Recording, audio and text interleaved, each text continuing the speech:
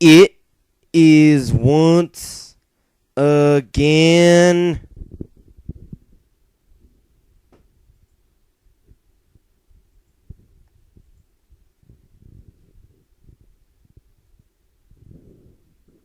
time.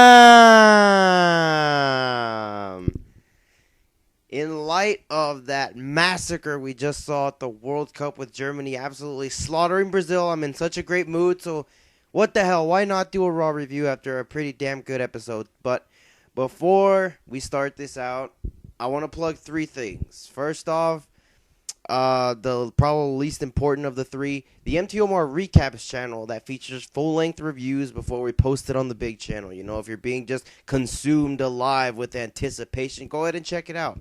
Anyway, secondly, I want to congratulate the pay-per-view prediction winner. In case you didn't see our comments last week on the Raw review, Ryan Lodewick, congratulations, you won the pay-per-view prediction game. And now you have the freedom to tell us what and how to do our next few videos. If you want burials, burial marathons, appraisals, etc., anything you absolutely want, as you can see right here, it is totally up to you. And finally, this is a very special month for the MT Omar Review channel. This month marks our 4-year anniversary, and as everyone in America knows, this is the biggest day for the country of the entire calendar year. No other jobber date in July can compare to the MT Omar Reviews channel anniversary. So, expect a big extravaganza video montages that will range in topics from our favorite fans, comments, haters, lulz-worthy events, all the way to our psychic predictions that came true. This will be a fun celebration that we want all of you to be a part of. So, don't be a lemon, be a rosebud, and join our 4-year anniversary celebration this month. Now on to the episode of Monday Night Rare. But there will also be MT Omar Rewards, polls in which the fans can decide their favorites on a numerous amount of questions. You can go ahead and check that out in the description box below and cast your vote in. Remember, every single vote counts. Or if you feel just too damn lazy to click that description in the description below, go ahead and leave your comment as to what you believe, what you will be voting for in our poll. Now on to this episode of Rare. What's funny is when you've been to the abyss and back, the sun is just a feast of food that you lay your eyes upon after starvation. Because for the second straight week, the WWE has made me want to tune in more and more. You have Roman Reigns being a badass, AJ Lee as Divas champion, Layla killing Summer Rae by having Fandango, Chris Jericho and Bray Wyatt giving us just an itty-bitty taste at how good their exchanges can be. I'm pretty pumped up about this product right now. Going into this show, I expected a great classic Canadian crowd, but, of course, the crowd was kind of basic. There were a lot of CM Lee chants and Philip Mendez chants that I will not get into, but I'd rather talk about the good things like the Divas. So, let's kick things off with them. Anyone who thought AJ Lee was overshadowing the Divas last week, or this week for that matter, I want you to explain to me exactly how she was doing that, or did that this week. Each Diva feud was progressed, got its fair amount of time, and was showcased not only just as much, but even more than AJ and Paige's storyline. And that's a really good thing. I'm going to borrow a line from my newest friend, Cold Soul 59, who hit on every point I was trying to make last week.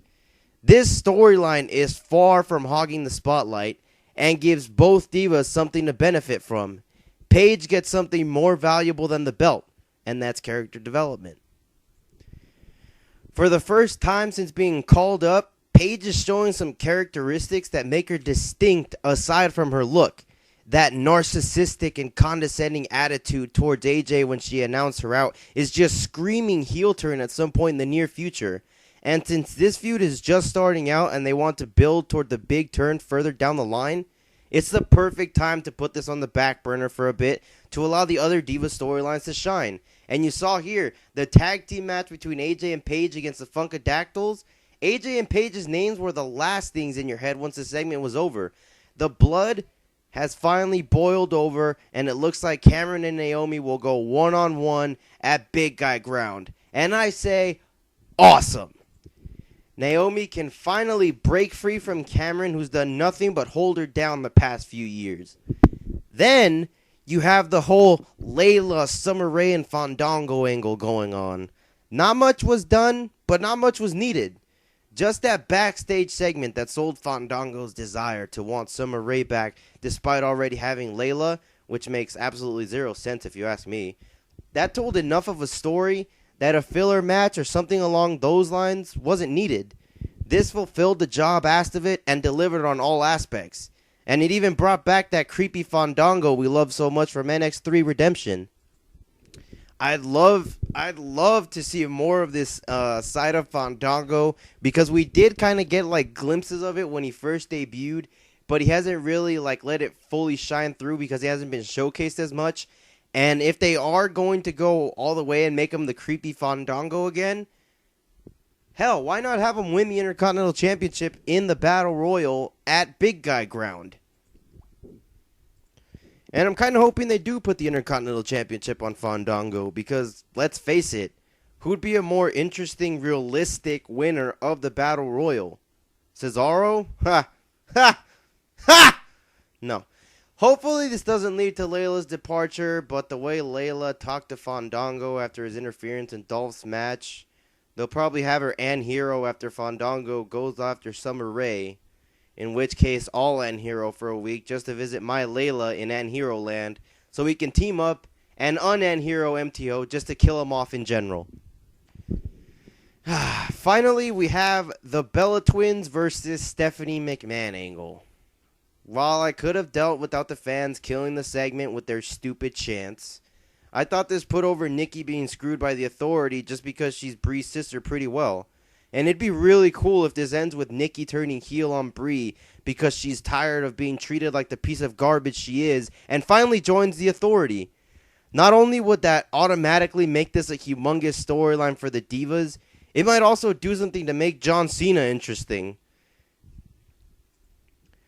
Anyway, the only thing that I disliked about this segment, aside from the fans, was the fact that the commentators didn't really play up to it all that much, and made it seem as though Alicia Fox thought up of all of this on her own, as if the Authority didn't really believe that Alicia Fox was going to go crazy like that.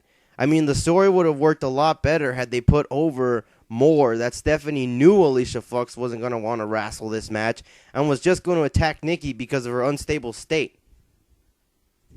Anyway, on the superstar side of the spectrum, one really good thing out of this show is that nothing was wasted. We got a match from the Rusev that actually had some people wondering whether he was going to win or not. Lord knows why. Comedic relief that was used to put over their worthless United States champion, and a nice spot with a returning legend. Ambrose versus Orton, which was easily the match of the night. They put over the Intercontinental Championship Battle Royal as this prestigious thing that you need to fight just to get into. And finally, Roman Reigns was booked awesome yet again. And what's funny is, for someone that should be pissed off about Wade Barrett's injury, I'm finding it really easy to utilize Roman Reigns as my favorite for the time being now that Wade's injured. I'm not really sure if it's his exciting moveset, the legit badass vibe he gives that I used to feel whenever Bork Laser was on TV when I was little, the great way he's being booked, or all of the above. Whatever it is, I want to personally thank Roman Reigns for almost single-handedly keeping my interest in the main event picture. The only problem I have with it is, and I mentioned this on my SmackDown review that'll come out this Friday, this is the 50th straight time that Roman Reigns has stood tall to close the show. And at a certain point, we have a really tough time cheering / getting behind a guy that's always winning. John Cena. Give him some obstacles to overcome, you know? The way that they're booking him going into Shell Shock Slam, He looks like the favorite against the underdog Triple H, who hasn't been able to overcome the odds of the Shield, and most recently just Roman Reigns, at all. Give Triple H more leverage in the feud, otherwise you're risking a lot of interest going down come Shell Shock Slam. Shell Shock Slam also looks like it's going to feature Dean Ambrose versus Meth Rollins for the Money in the Bank briefcase. I see a lot of people burying this, saying that it's nothing but a mid-card feud that's killing one of the best heel turns in quite some time. But I don't really see what these people mean. Yes, this feud isn't getting as much exposure as something following that heel turn probably should get. But that's one of the defects of Rollins' heel turn. Since Rollins isn't that strong of a heel, they need something like this where they're in the upper mid-card and not fully in the main event to get him a bit more over by working with a guy who's an extremely strong character. And it just further proves, to me at least, that WWE made the move to turn Rollins heel for pure shock value. I mean, yeah, it works for now, but Rollins can't stay heel for too much longer because he can't feud with Dean Ambrose forever. And there's very few baby faces that can get a heel over the way Dean Ambrose has been able to get Seth Rollins over in this feud. Anyway, as for this being a mid-card feud, I don't really believe that. I mean, I see people reacting way more to this than any Sheamus match I've seen. I wouldn't say this is a main event feud, but this is definitely a solid B+. So on the road to Big Guy Ground, things are looking pretty damn good. The few nitpicks that I have aren't really big enough to drag this show down, and as long as they're fixed within the next few weeks, WWE will be just fine. I mean, hell, I'm even enjoying the fucking stuff that I probably shouldn't be, like Stardust, The Miz being Hollywood trying to copy my Rock from 2003, and stuff like that. I mean, you saw on Raw, The Miz even read Empty Ho's letter that he wrote to him not too long ago. I was with him when he wrote it. He actually shed a few tears while writing it. It was pretty disgusting to watch. Anyway, reporting for a pretty fine episode of Monday Night Rare. This has been the other guy for the MTOMR review saying yada yada yada, blah blah blah. Raw is Roman.